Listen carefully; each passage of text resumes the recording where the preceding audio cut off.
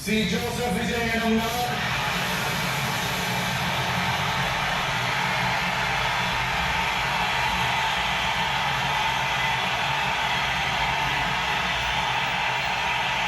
சட்டப்படி அமைக்கப்பெற்ற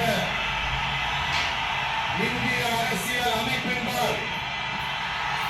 உண்மையான நம்பிக்கையும் மாறாப்பற்றும் கொண்டிருப்பேன் என்றும் இந்திய நாட்டின் ஒப்பில்லாத முழு முதல் ஆட்சியையும் ஒருமையையும் நிலை நிறுத்துவேன் என்றும் தமிழ்நாட்டு அரசின் முதலமைச்சராக உண்மையாகவும் உளச்சான்றின்படியும் என் கடமைகளை நிறைவேற்றுவேன் என்றும் அரசியல் அமைப்பிற்கும் சட்டத்திற்கும் இணங்க அச்சமும் ஒருதலை சார்பும் இன்றி விருப்பு வெறுப்பை விலக்கி